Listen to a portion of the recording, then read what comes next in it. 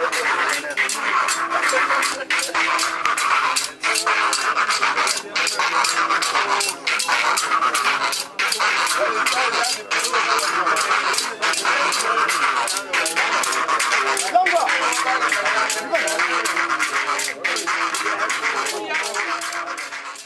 fait, qu'est-ce qui explique qu'il y a peu de sites africains qui soient classés au patrimoine mondial? En fait, je voudrais revenir sur l'idée que j'avais formulée tout à l'heure, que la patrimonialisation, c'est la rencontre entre une volonté nationale et une volonté aussi, une décision, comme disait monsieur, une décision locale.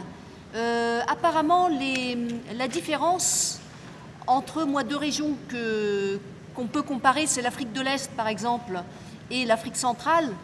En Afrique de l'Est, il y a vraiment une volonté, une très grande force des communautés pour porter leurs intérêts au niveau national et aussi un dialogue avec les communautés locales de la part de l'État.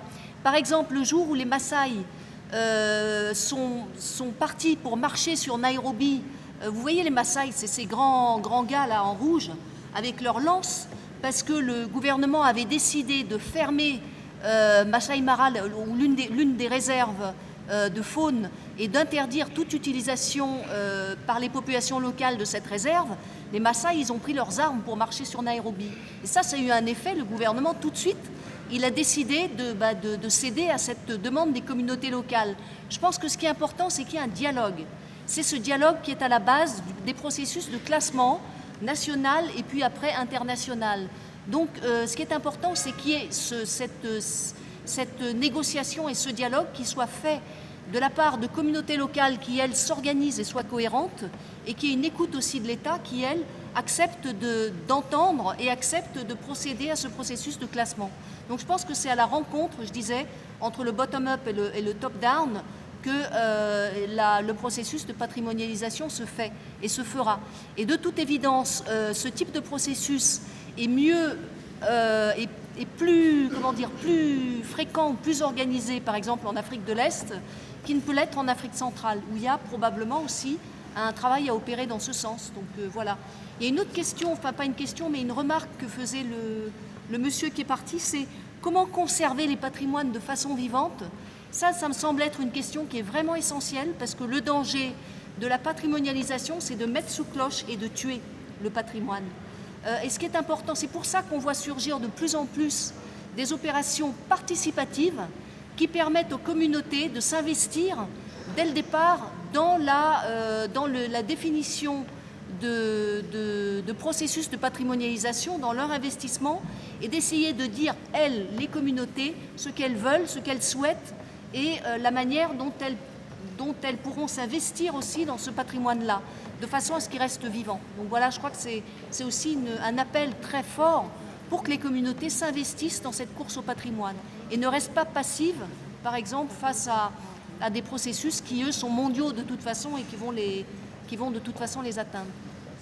Il y a aussi une véritable chasse au patrimoine qui se met en place, parce qu'il faut à tout prix patrimonialiser, comme par exemple les festivités de transhumance Peul du delta intérieur du Niger au Mali, qui ont été déclarées chefs d'œuvre du patrimoine oral et immatériel de l'humanité par l'UNESCO, et qui enclenchent là tout un processus de patrimonialisation possible pour différents types de patrimoine et différentes populations. Ce qu'il faut savoir, c'est que cette entrée dans le patrimoine, ça provoque un changement de règles d'accès.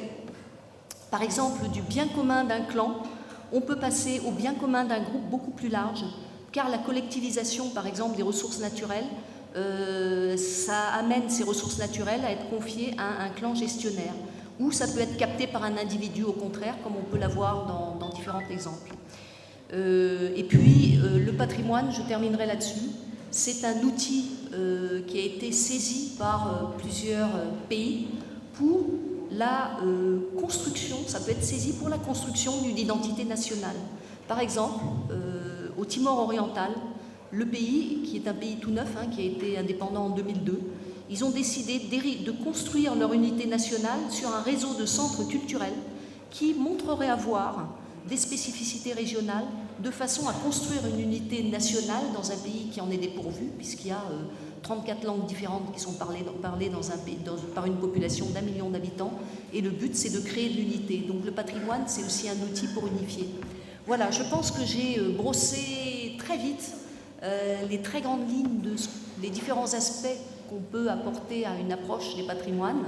Et je vais m'arrêter là parce que j'ai épuisé mon temps de parole. Je repasse le micro à Laurent Vidal et je vous remercie.